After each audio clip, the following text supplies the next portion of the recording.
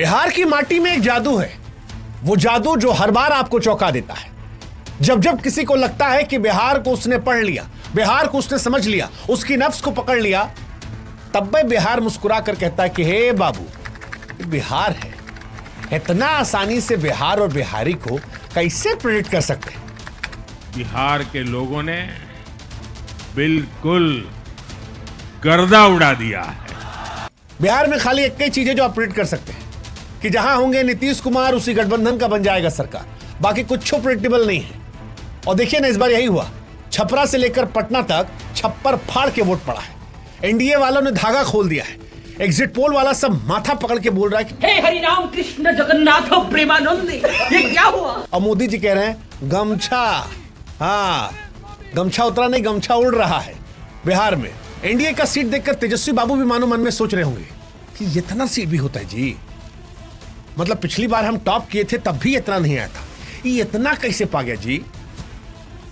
Possible है अजी, possible है। कुछ बिहार में पॉसिबल है। और इसीलिए लालू जी का बड़का लाल बाल दिवस के दिन लालू जी के छोटके लाल को बोले कि हमारा भाई तेजस्वी फेलस्वी हो गया है। जिसको सब चाणक्य बता रहा था, वो जयचंद आरजेडी को खोखला कर दिया है और नीतीश जी की अगुवाई में एनडीए वाला सब खेला कर दिया है।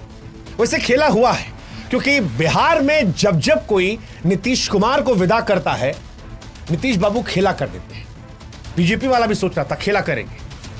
नीतीश बाबू केंद्र का एक टांग पकड़े बैठे हैं, जिसकी वजह से बीजेपी वाला बिहार में सीएम बनाने का नहीं सोच रहा है। और इस बार नीतीश बाबू की अगुवाई में जो खेला बिहार में हुआ है, वो 2010 की उस सुनामी की याद दिलाता है, जब बिहार चुनाव में आरजेडी की लालटेन को नीतीश बाबू ने लगभग बुझा दिया था।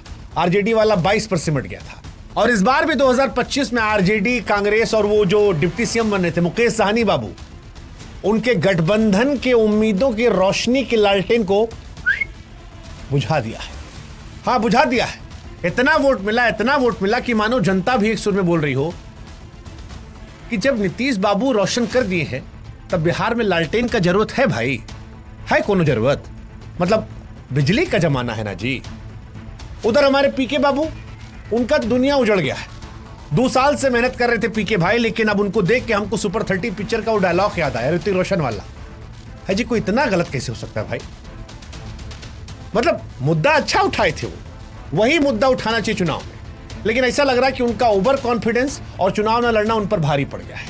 और उसका असर ये हुआ है कि खुद तो वो डूबे किए हैं। वो जो सब बयानबाजी दिए थे कि 25 सीट से ज्यादा जेडीयू का आया तो हम पॉलिटिक्स क्विट कर देंगे, अब उसको लेकर लड़का लोग मीम बना रहा है। कोई 3 इडियट वाला नीचे से देख रहा है तो कह रहा है पीके बाबू अगली बार रहेंगे जी कि निकल लेंगे, ये वापस वही वाला काम करेंगे।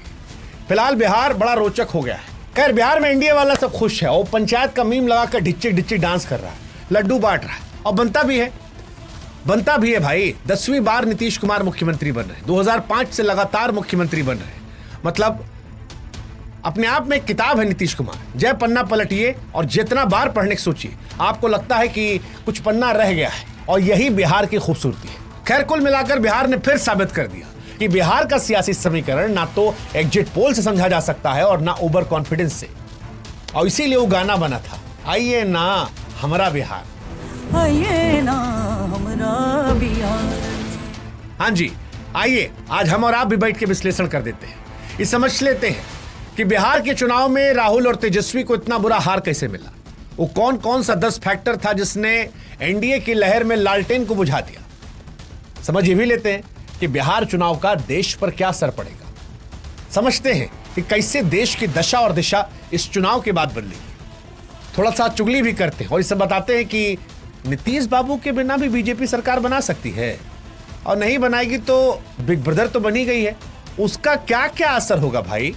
हाँ, मतलब बिग ब्रदर तो है ना बीजेपी के पास ज्यादा वोट है, नीतीश जी के चेहरे पे लड़ी है। फेयरवेल नीतीश जी को मिला है या ये मोदी जी को वोट मिला है? किसका वोट था भाई ये? और ये जो 10,000 रुपए महिलाओं को दिए गए थे, क्या यही स्कीम अब आने वाले हर चुनाव में जीत की चाबी है? बहुत सारे सवाल है जो आप लोग के मन में है, और उन सवालों का थोड़ा गंभीरता, थोड़ा मौज मस्ती से आज हम जवाब देने की कोशिश करेंगे। इस चुनाव को डिकोड करने की कोशिश करेंगे। लेकिन उससे पहले हमारा भी आपसे गुजारिश है कि जी फॉलो कर लीजिएगा व्हाट्सएप पर, ताकि सब जो वीडियो आप तो जल्दी पहुंच जाए। जो चैनल भी नहीं जुड़े तो जुड़िए ना महाराज, अच्छा लगेगा ना हमको भी। लिंक हमने डिस्क्रिप्शन में दे रखा है, व्हाट्सएप का कमेंट सेक्शन में दे रखा है पिन करके। अब शुरू से शुरू करते हैं। बीजेपी एनडीए जीती कैसे? क्योंकि जो मैंडेट आया है, सच कहें तो उसने सारे एग्जिट पोल को ध्वस्त कर दिया है। सच कहें तो उसने नेताओं को भी यह समझा दिया है कि यार उम्मीद से परे है। मतलब 2024 के चुनाव में बीजेपी की बैंड बज गई थी, 240 पर सिमट गई थी, 400 का ख्वाब देखने वाली बीजेपी। और जिन राज्यों से कम वोट मिले थे वो थे हरियाणा, महाराष्ट्र, बिहार, यूपी। और अगर आप देखोगे तो भर भर के वोट जो है वो हरियाणा में मिले, भर भर के वोट महाराष्ट्र में मिला, बिहार तो एक तरफा खेला कर दिया। यूपी वाला भी बीजेपी कह रहा है कि हम देखेंगे क्या होगा क्या नहीं, पता नहीं, लेकिन इस चुनाव में क्या क्या रहा वो हम बताते हैं। तो इस चुनाव में सबसे बड़ा जादू चला 10 हजारिया योजना का। हाँ, नीतीश कुमार जी के जात का आदमी बिहार में बहुत नहीं है, और बिहार में जात पात बहुत है, बिहार में धर्म बहुत है। तो नीतीश बाबू ने अपना एक अलग जात बनवाया और बिहार को नई कैटेगरी में डाला, वो था महिला और पुरुष। और इन महिलाओं ने ही नीतीश कुमार को बिहार का राजा बना दिया है।